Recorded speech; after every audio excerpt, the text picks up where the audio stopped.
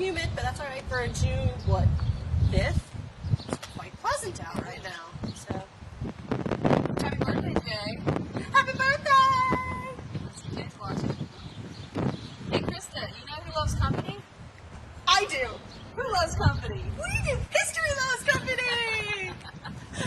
History loves company. That's our new show title. Yeah, somebody's supposed to get a logo done. I don't know if it's done yet, though. Well, other things have taken precedence. That's true. Very important. Yes. So this show, History Loves Company, because all places of history love people to come and talk about it. And so here we are. I'm behind the camera right now. I'm Amy Reed, curator at Marietta Museum of History. And in front of the camera, we have Krista McKay, collections manager. And we are going live from a unique site. A lot of people don't come back here. Yeah, I haven't been back here in quite some time. So, yeah. The other reason why I wanted to say this, the other reason why we called it History Loves Company is that literally, if we're not talking about Disney, Amy and I are talking about history. So it's like you can't talk about history without having somebody else around to like. Although not often the history of Disney.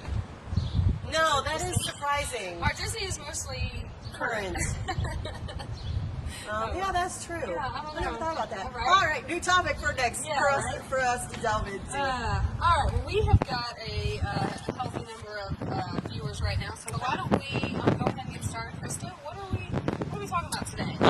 So in light of current events, Amy and I wanted to explore the history of sit-ins and strikes and protests in Marietta, going through its history. So that's what we're going to be talking about today. We're going to kind of switch back and forth between us because it was easier to delve each of us to kind of take sections. But the first one we're actually going to talk about is a strike in 1869. Early on. And I had actually, luckily, printed it out and filed it away for a future date, and here's the future date. During the Civil War at the Battle of Chickamauga, which was 1863, correct? Yeah, Yes. we're going to go with that. Yes, we are. Yes, that's correct. Yes, it is. Sorry, I was not paying attention. Shocking. I wasn't paying attention. All right, so in 1860, a lot of the Confederate soldiers that died in the Battle of Chickamauga were buried there on the battlefields, but that was not necessarily going to be their eternal resting place. Thank you. So the plan was to move them to the Marietta Confederate Cemetery, which is kind of where those grove of trees and the dark clouds are. So, to show you just for a second where we are right now, quickly, we should have done this before, but if we turn this way, you may recognize it more, but that right there is Anderson and Winter Street. We're just one block off of the Marietta Square, South Park, and this building right here behind us, a big old building, if I go way up, Yeah, well, we can that's the Art Museum, which is on Atlanta Street. Yes, so we're behind them. We're behind the art building, and we're looking, this is Winter Street behind Krista, which keeps heading south, and it goes almost all the way to the cemetery. Well, so yeah, but anyway, the Confederate Cemetery. So, in 1869, so 6 years after that battle, they had figured out where they were going to move about 200 bodies from the battlefield, and they were going to take them by train to the Confederate Cemetery. Well, they weren't in coffins; they were just kind of wrapped, and so they moved the bodies down. And the plan was to the workers that were hired, which were African American men. Their job was to take the bodies off the train and bury them in the holes that had been dug at the Confederate Cemetery. Well, this was done in July of 1869. So imagine the heat, the smell, imagine the harsh conditions, and also I was discussing with another coworker the fact that men who had most likely been enslaved not that long ago were now burying Confederate men who were fighting to keep them enslaved. So they fought, the black men had fought to have a higher wage for the work they were doing. And the superintendent at the Confederate Cemetery pretty much said, if you're not going to do it for what I'm paying you, then I'll get somebody else to do it. And that's what ended up happening. But these articles, they're really, you can't find a resolution. I was trying to, but I'll also note that this was after the Freedmen's Bureau office in Marietta had closed. I believe by around 69. And Jay, if you're still watching, who is our local expert on that, you can confirm this. But I think by 69, that office had closed on the square, and of course they would have normally had support in that office. So I don't know. yeah. So Yeah, so it's a little windy. Maybe talk louder.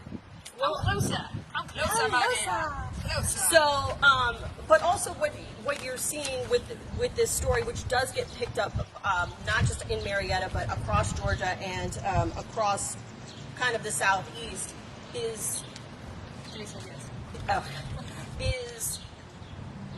this thought of you should know your place. Your job is to bury these men. That's what you were hired to do. So when I found this out, I mean, I had asked other people who had done work with the Confederate Cemetery, and they said, "Oh, I've never heard that story." Well, why not? So let's tell this story. So that's what we're doing today. So moving on, I think the next story, which is more, again, I'm talking a little bit more about labor strikes right now. But Amy had found this one in 1944. Well, I didn't find it in 1944. It's an article Yes, from you did. 1944. She traveled in time, people. That is what we do. I mean, I got a big birthday coming up, but it's not that big. You are that old. He's on the younger side to say that. But in May of 1945, there were 10 men who had a sit-down strike. They were building FPHA homes, which I'm not really sure what that is, but it said for war workers. And I love and hate the way this article is written. It says the 10 men formed a clique and walked into the job this morning demanding higher pay than the U.S. specifications allow for their jobs. And since it's a federal job, Uncle Sam sets the fee. So the chief of police, Chief Griggs, had to come in and kind of negotiate. You either go back to work, or I'm going to throw you, or I'm going to tell the draft board? Yeah. The draft board that you're not doing the job you're supposed to be doing, and you're going to get thrown into my favorite word, because it's just weird, calaboose. The calaboose. The calaboose, not the jail, the calaboose. So the building that's right behind us is actually the old fire department, and just along there, there's this parking lot. So we'll walk around the corner, and we're going to be looking at Atlanta Street. Yeah, so this parking lot right here where this car is moving, Yeah. that parking lot would have been where City Hall was during that time in the 40s. So that's why we're kind of in this area as well, to give you an idea. Because City Hall, where it is now on Lawrence Street, wasn't built until like the 70s. Right. So this was the location. And the art museum at that point was the post office. And so another story, the draft one. So and the resolution, I'm sorry. So 3 of them ended up going back to work, and then 7 of them continued to loiter and got jailed for vagrancy. And as the chief said, they'll work for fair wages or they'll work for the state. Can't work for both. No. So in 1948, just a few years later, city electricians staged a walkout over benefits. I wonder if any of our colleagues might be watching at this point.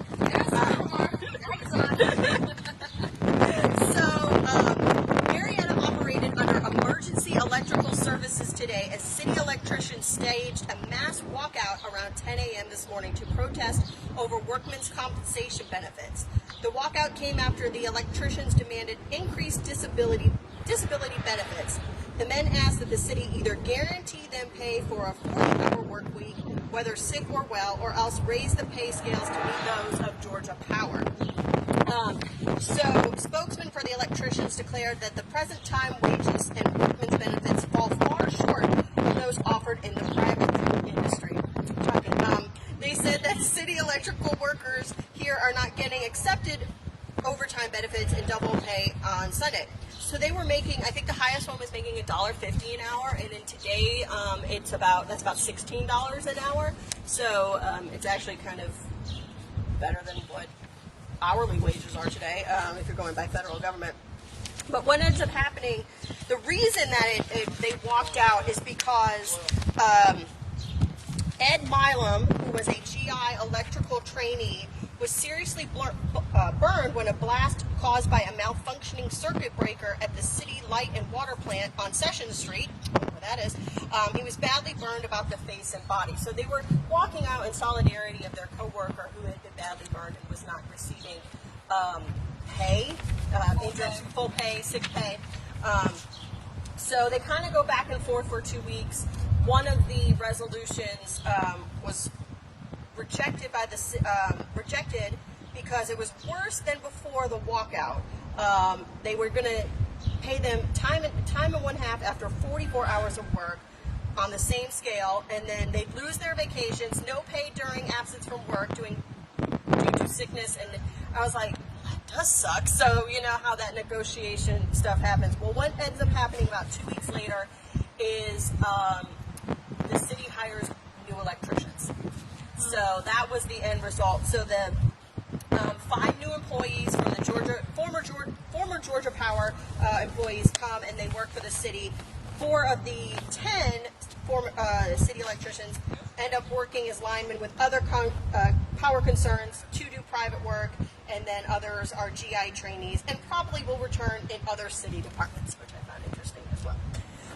So I am going to get behind the camera while Amy gets in front of the camera, and I'll just kind of move it around. Let's walk back here for just a minute so we can kind of get this building.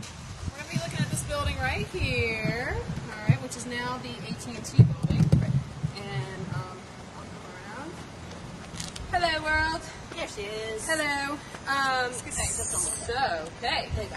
I will try to project. So, a couple of stories here. You know, it's when we were researching these, at first we really were struggling to find stories, but once we started digging deeper, layer after layer, a lot of these stories started popping up, and it's encouraging that we have a strong history of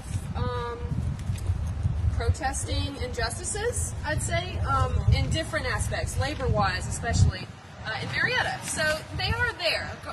Sometimes the outcomes aren't what they should have been, but people have tried for many years. So this one, the reason I have brought you here to this AT&T building is because at first it was built, and I don't know when it was built, but first it was built as a Southern Bell telephone company. Many of you may remember that building. And you can kind of see, I noticed, it looks kind of like this brick is, it's two different. So I think one was original, I think on the left side. It seems to be more original, and then maybe they built an addition on the right side here. The building behind Amy is the AT&T building. It was the Southern Bell building, but that's what it is now. And it faces, that's Old Powder Springs Street, kind of across. It's where, thank you, Keith. It's right next to Hog and Ale, and kind of across the street. Yeah. From the Murray House and stuff like that. So. Yeah. If you go south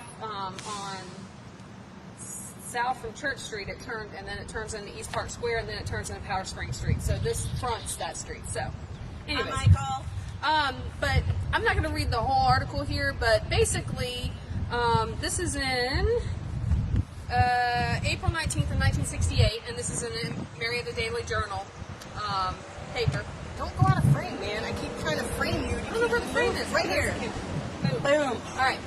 An estimated 200 employees of Southern Bell Telephone Company walked off their jobs in the Powder Springs Street central office Thursday afternoon, honoring union picket lines.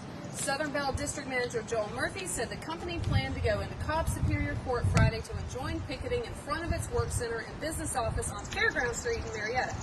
He said picketing there was illegal because Western Electric is not working out of those offices. So I think if you're picketing a company but they're not actually in those offices, you can't technically picket in front of that, I guess.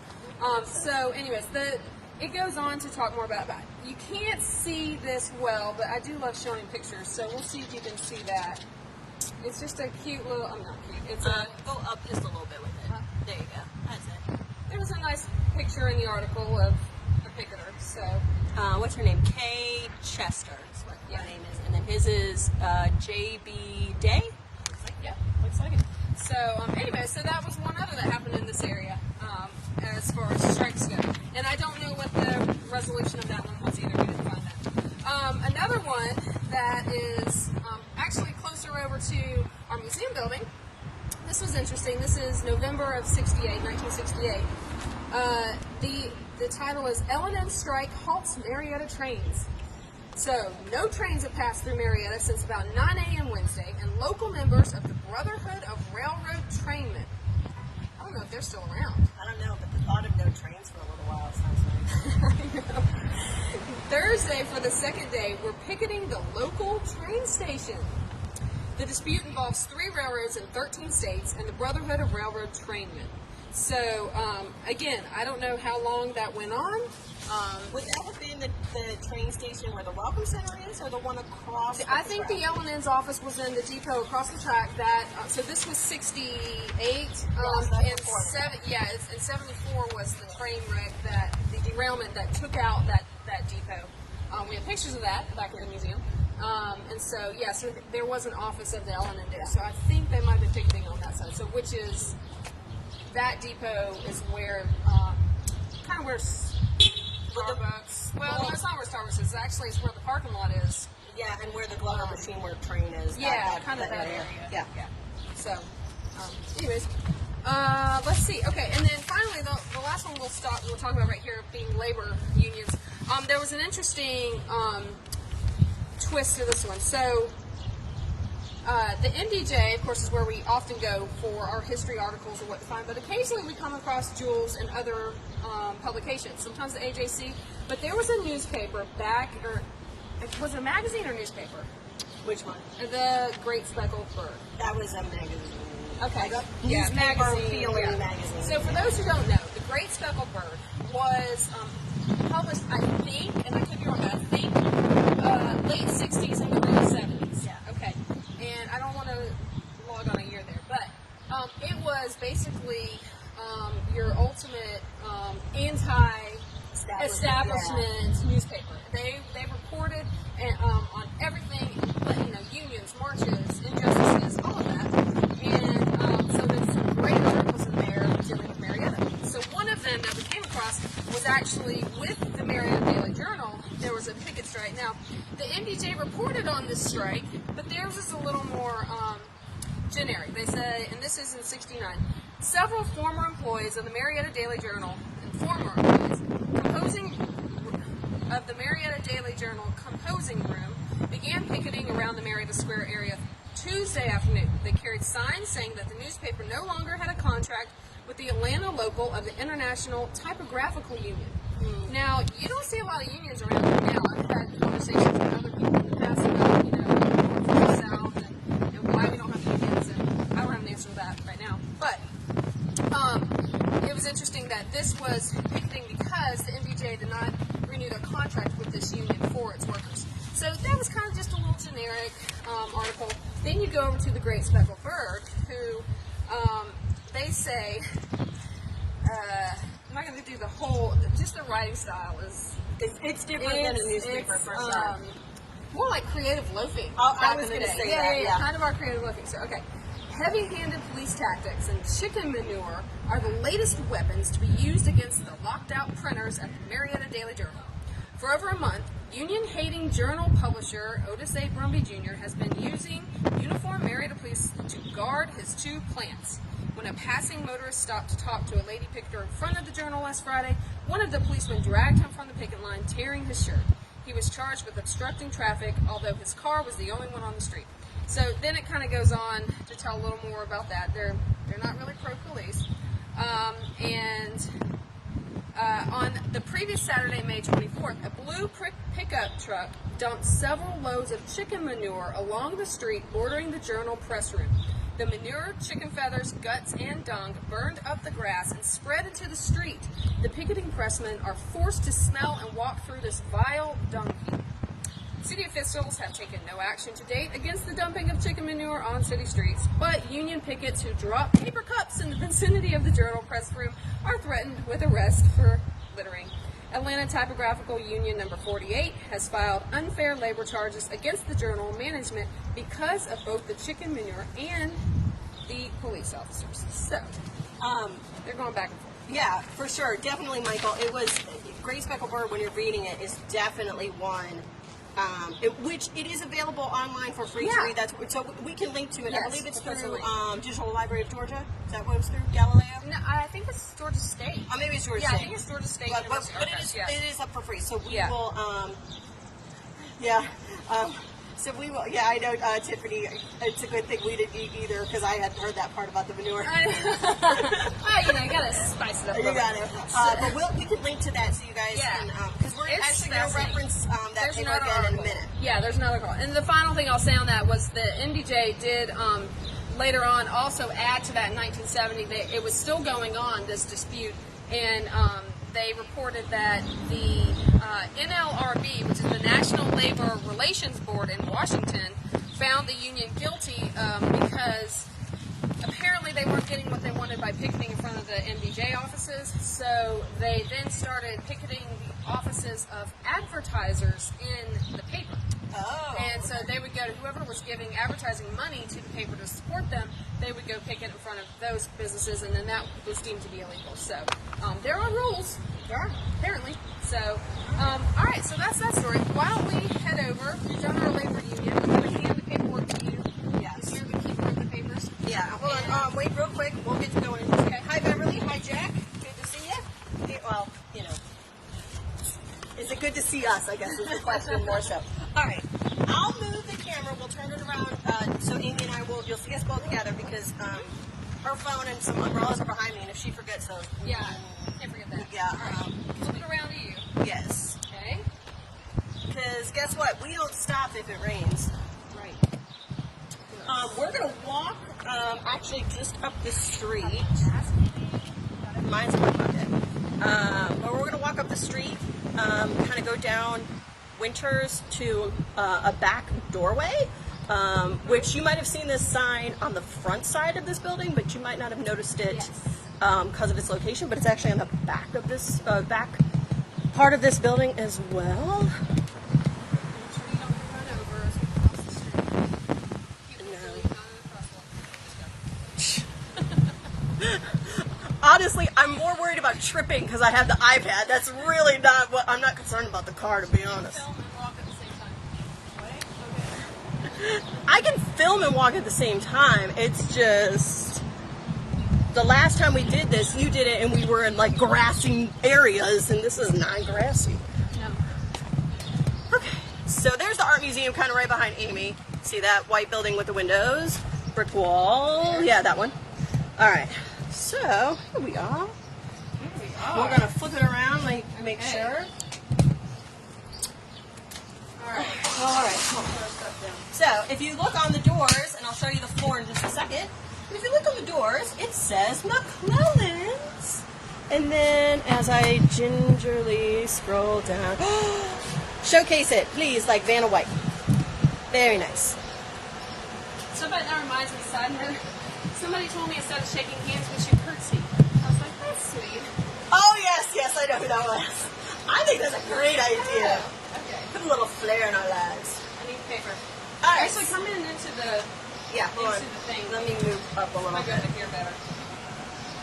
I just want to make sure. Okay, so somebody asked on a different page not that long ago about McClellan's.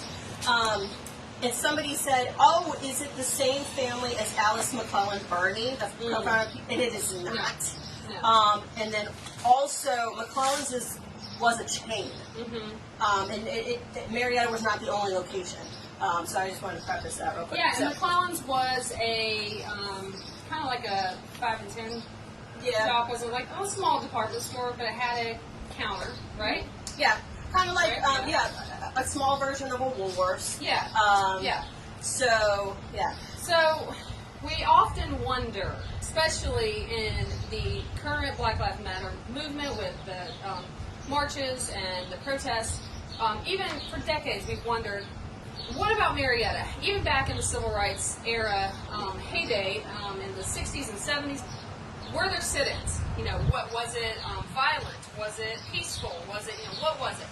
And we continue to do research on that, always. And what we found, reporting-wise, in the Marietta Daily Journal is you don't find much. No. Now, that's not always indicative of what actually happens, of course, as we know. So there most certainly were other situations or events that happened that we don't know about. If you know of any, please share that with us. One thing we didn't get a chance to do was go to Kennesaw State University Archives, has the NAACP records and papers. Yes. And they go back to the 60s, I believe. So at some point I'd like to go there and go through those and see if there are any documented events that we don't know about. So as far as sit-ins in Marietta, the only one that we could find in the paper that was documented was May 17th, 1963, okay? And there's a small article. I'm going to read it. It says, the title says, Negroes Attempt Marietta Sit-ins. An attempt to desegregate several lunch counters in downtown Marietta was made today by Negroes. The effort apparently was made by members of the National Association for the Advancement of Colored People, NAACP. A statement brought to the Journal by the Reverend Jesse W. Cook, adult advisor for the Marietta Youth Council of the NAACP, appealed to the conscience of every peace-loving citizen for support. We shall employ every peaceful, lawful, respectful means available in the pursuance of our goals, the statement said. Cook said he hoped the goals could be attained without mass demonstrations and mass arrests. Sit-ins were staged in at least 3, and here we go, it says at least 3, so I'm curious Where were the others? more. Yeah. In at least 3 downtown Marietta stores. Dunaway Drugstore, which was on North Park Square. Would have been between Shillings and what people affectionately refer to as the Hole. Fenced area, but it would have been that part of North Park. Atherton's Drug Company, which was on the corner of Whitlock and South and East. Yeah, South and West. Where the pizza place is. Yeah, Marietta Pizza Company. There was another building there. Side story is that in 1963, later that year. So this is May, and in October of that year, Halloween night it exploded. So that's a whole other thing. But that was Atherton's. They had a lunch counter, okay, and McClellan's store. So right behind me, McClellan's, which was at the time. I don't think this is still the address. 56 South Park Square. So they did these sit-ins shortly after the noon hour today. Police were called to McClellan's store after a Negro man and woman entered and sat at the lunch counter. Police officer J.R. Carter said the store manager talked to the Negro couple and the latter got up and left after about 10 minutes. They were not served at the lunch counter, reserved for whites. Officer Carter said a crowd of people in the store gathered to stare, but there were no harsh words spoken to the Negroes, and everything was quiet and orderly, according to the paper. 2 teenage Negro boys staged a brief sit-in at Dunaway Drugstore. I'd love to know who these teenage boys were. But store manager Wade Strickland closed the lunch counter. The Negroes left the store after sitting about 10 minutes. Atherton's Drug Company on Whitlock Avenue was the scene of a lunch counter sit-in about 12:30 p.m. by a Negro man and woman, according to Dr. L.H. Atherton, owner. The store's soda fountain manager talked to the Negroes who left the store peacefully. Again, all, I think it's 6 here, I would love to know who they are. So if anyone knows who they, because there's a great chance that they're still alive and we need to talk to them. And one of the reasons we came to this back entrance here at McClellan's is because this was the Negro entrance. Right. So this was the entrance for African Americans. They could shop in the store alongside whites, but they had a separate entrance.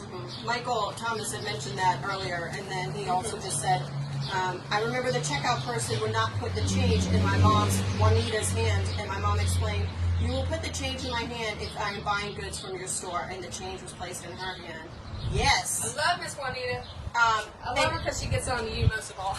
I know, she lets you know, Michael. We love it. It cracks us up. But the other thing, too, is I looked through other newspapers across the South, in Atlanta as well, and this story was not picked up, and I think it's something that you could say the same today. It wasn't violent enough or salacious enough, or, you know, and that's why. But one of the other McClellans in Tennessee the result was much different than what happened here. Yeah. It was definitely, and that's the story you find more of. But now in '63, this was '63, and you also have at this time period the sit-ins in Birmingham with Shuttlesworth, and Mr. James Gober of Marietta was over there in Birmingham at that time.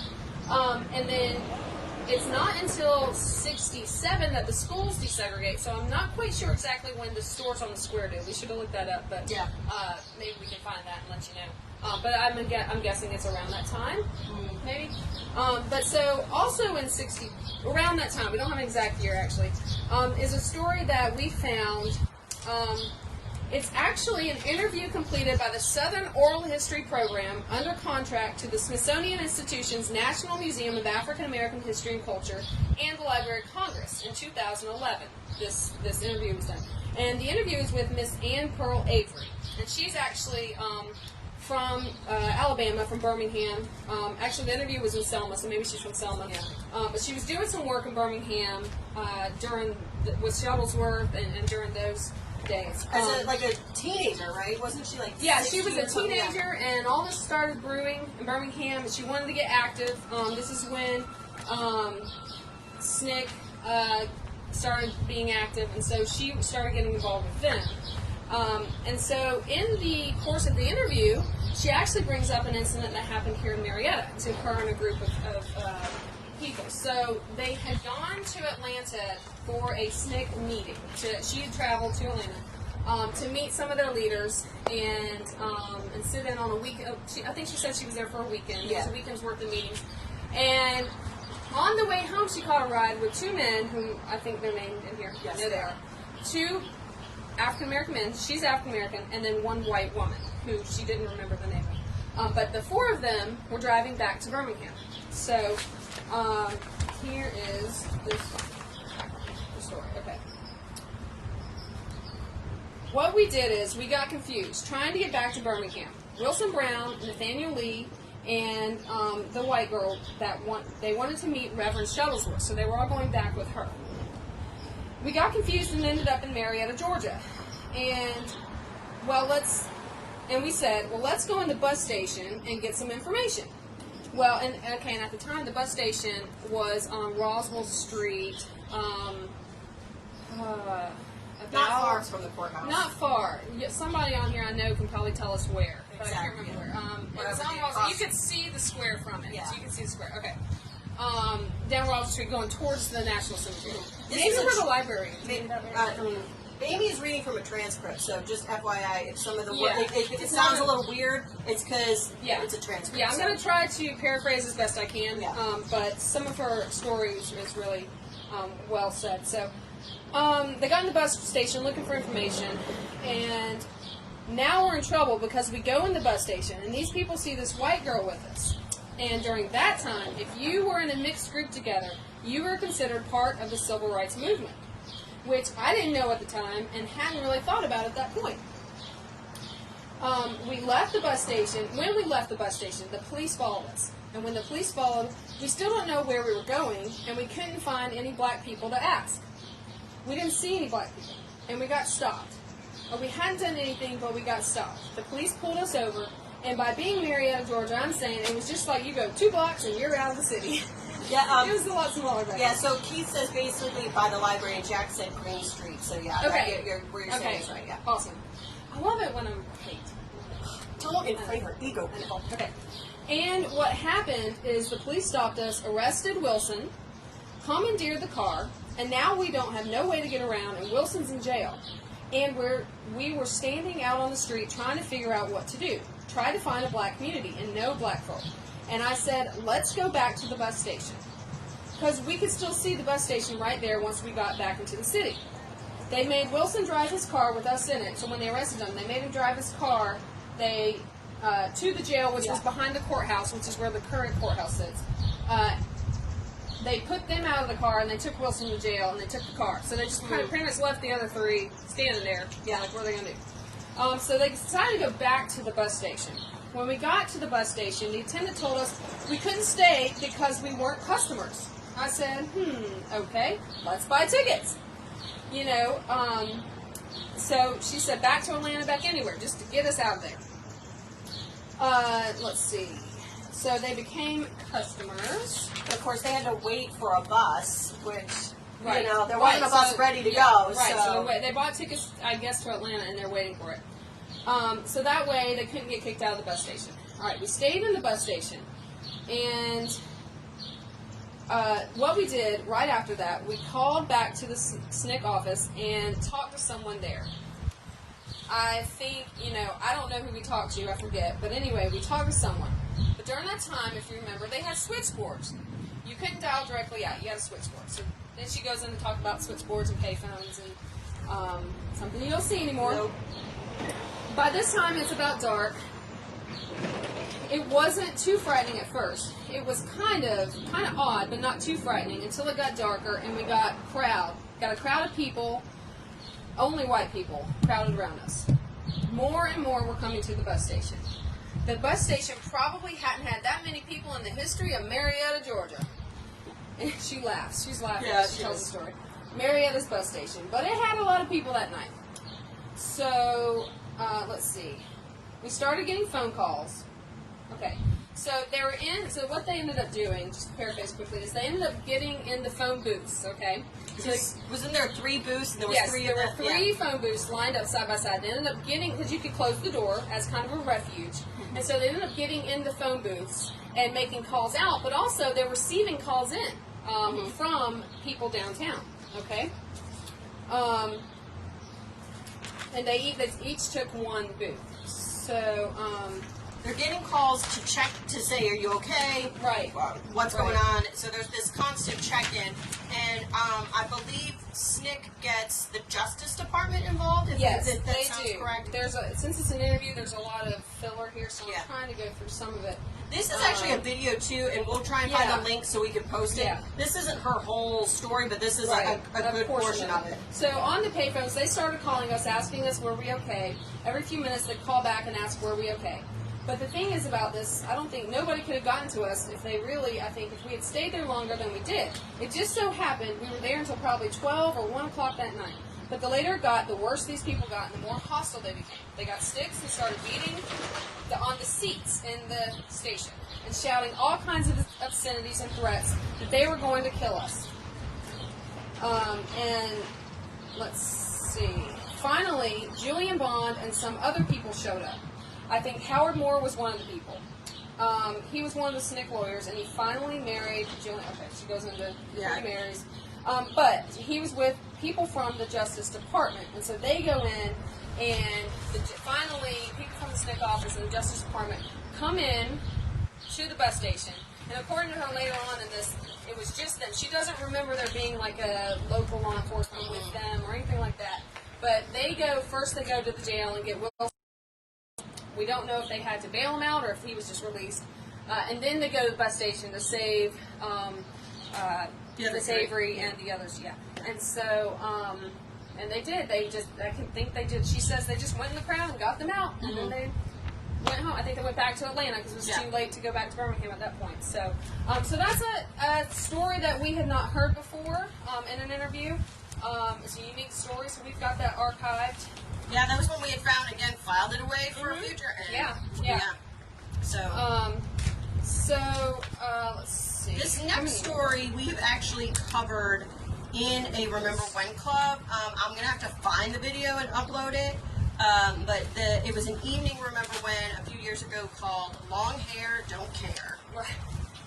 So, in a nutshell, this is around, let me get a year. This is September 13th, 1971. Again, some of you may remember it. I don't know, Michael, you might. I don't know. And this is... No, you're really young for that. This is from the Great Speckled Bird as well, this article. Yes, so this is, right. A couple of these articles were in the Great Speckled. And actually, I don't think we had ever seen it until we started doing research in this. I mean, we had some of it when we did that Remember When Club, but... well, yeah, I mean, back then we went to the Great Speckled Bird. It wasn't like we saw it anywhere else. So, the controversy over the expulsion of approximately 40 long hairs from Marietta High and Junior High School continues this week. The students were sent home on the first day of school after the Marietta School Board adopted a new dress code. No long hair. For boys, not for girls. And so the students are upset over this, obviously. And a rally with 250 to 300 persons attending was held September 1st in Marietta's Larry Bell Park. We didn't talk about that when we were over there. No, we didn't. I forgot about it. So we did a video, one of these last week or week before? Week 4, maybe. Week 4. At Larry Bell Park. Okay. Growing community support for the students was apparent at the rally as Hugh Grogan, another name we've done before, the Hugh Grogan Community Center. Hugh Grogan of Marietta's Black Youth Council and Dennis Holder, city editor of the Marietta Daily Journal, offered support. But a split in the ranks of students and their parents developed when Robert McAleer, one of the students who organized the original protest, suggested a sicken. I'm going to have a sicken COVID. The student boycott of the schools. In the days following the rally, a group of moderates led by a parent, Miss Carolyn Brady, was organized. So Miss Carolyn didn't want them to get too crazy. Okay? So she instead, she didn't want these boys to win by force. That's not a good lesson to teach. So, Miss Carolyn, let's see, she led a group to the Marietta Square. She organized the cleanup of the Marietta Square by the boys. So not only now they've been expelled because their hair's long, their mama's saying, okay, we're gonna protest and we're gonna make you work while you protest. You got to clean up I get it, prove that you're good. Anyways, McAleer, who was not, he wanted to sit in, he actually led a group of students to Atlanta where they placed a wreath at the statue of former Georgia Supreme Court Justice Joseph Lumpkin, who had shoulder-length hair. Here's a picture of some of them. You guys can see it. There you go. Let me take one step back. Look.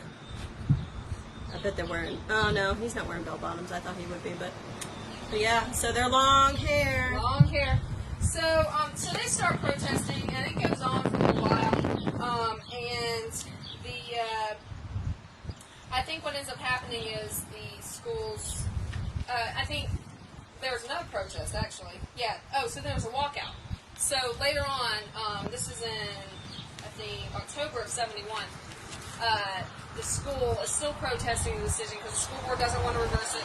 And so the students end up organizing a walkout. And so they all, like it says, I think 3/4 of the school ends up walking out in the middle of the day and going to the football stadium. And then they're chanting and what's the chant? It's on here somewhere. Oh gosh. She didn't highlight that. I didn't everybody. highlight this one. Well, they're shouting, "We want long hair." I don't know, but there's another one that was funny. But anyway, so they start chanting, and then they decide to go back into the school. But by this point, the police have put barricades in the school, saying, "No, you can't come back in." So and there you go, student protest. That's right. So a couple more quickly, just to mention, as we get a little more current. In 1990, okay, you've got people staging a protest in Marietta, on Marietta Square. So this is about 100 protesters demonstrated at the Marietta Square Saturday afternoon in a show of support for Gregory Scott Scroggins. Scroggins is the 28-year-old Smyrna man infected with the AIDS virus, who was sentenced to 10 years in prison last October after being convicted of attempting to murder a policeman by biting him. And he was incarcerated. He was not eligible for parole until '93. So demonstrators set up by ACT UP Atlanta chanted, "Spit won't kill, ignorance will." So there's that one. Also, we've got further one area that we are also trying to build up the history of is our LGBTQ history, and of course, Cobb County has a long-standing history of anti-gay resolutions, laws, all of that on the books. Going back to, I remember in '96, we were all, for those who were here during the Olympics, Cobb County lost out on having any Olympic activities here because of their anti-gay laws. And so in '94, so this is well before the Olympics, in '94, 1,000 gathered in Marietta to protest Cobb's anti-gay resolution. Under heavy police protection and sunny skies, about 1,000 people rallied in the Marietta Square Sunday to protest Cobb's year-old anti-gay resolution, despite threats of sniper attacks.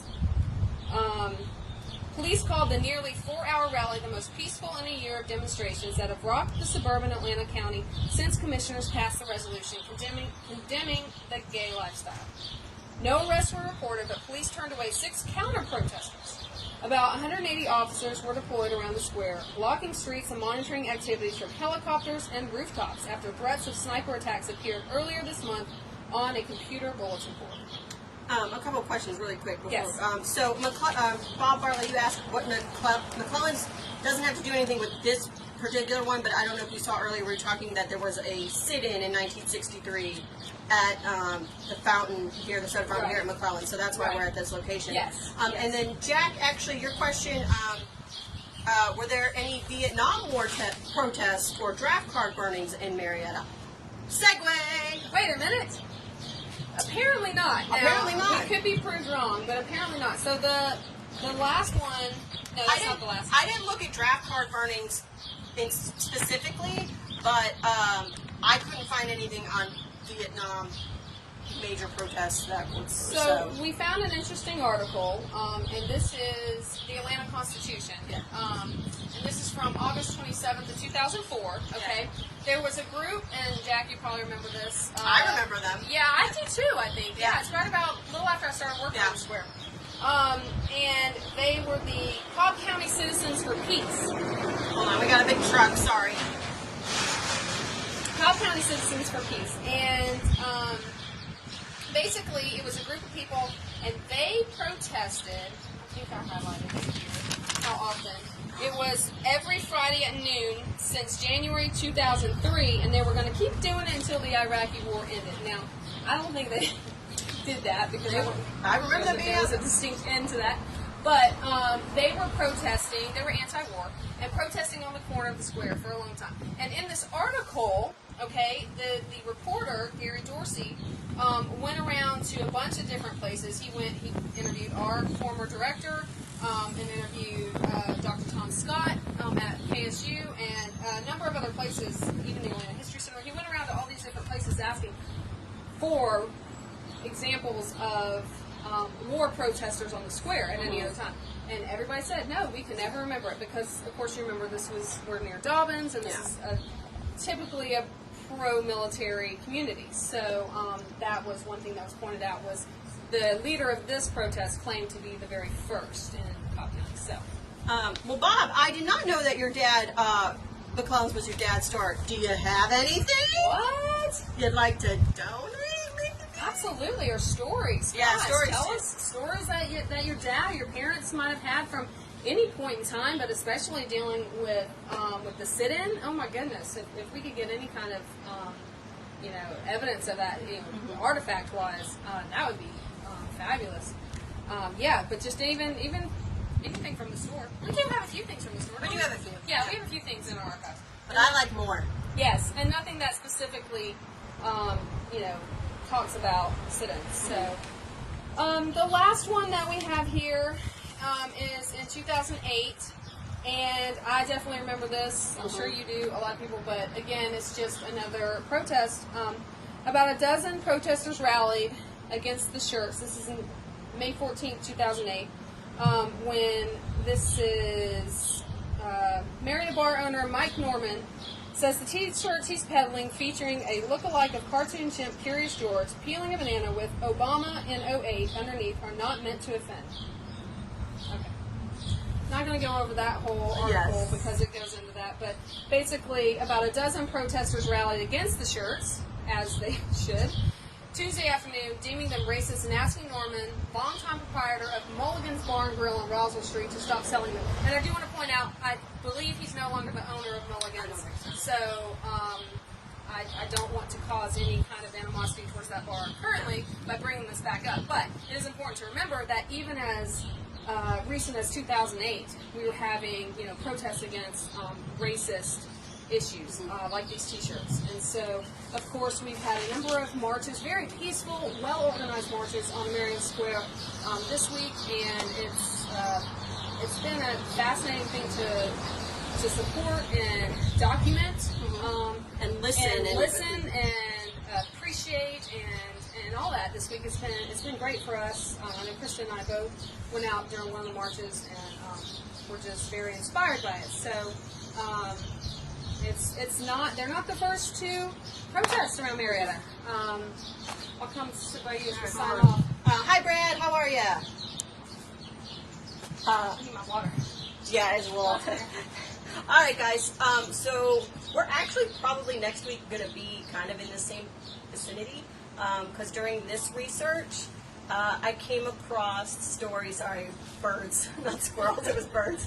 Because we both looked about Marietta's Syrian community, post World War I and post. So Amy and I really had no idea. So we're going to be exploring that, and it's fascinating too.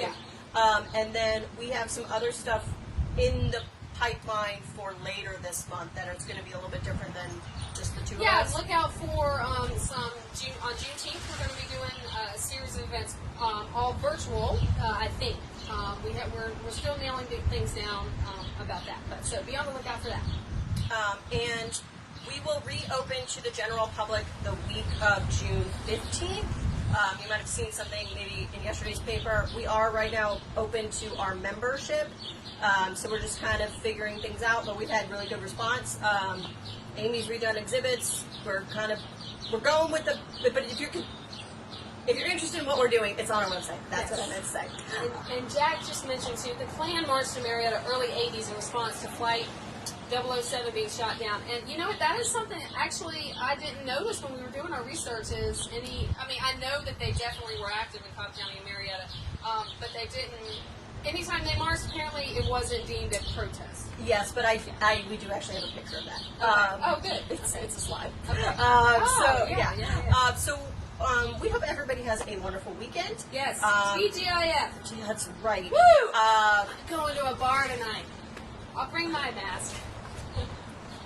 Yeah, try and drink with that mask on. Let's see how that goes. Who wants to figure that? Straw. So we will see you guys next week. We'll put some links up. Hopefully the one to the woman's oral history interview, and I said something else. Oh, the great speckled bird. That's what I was going to say.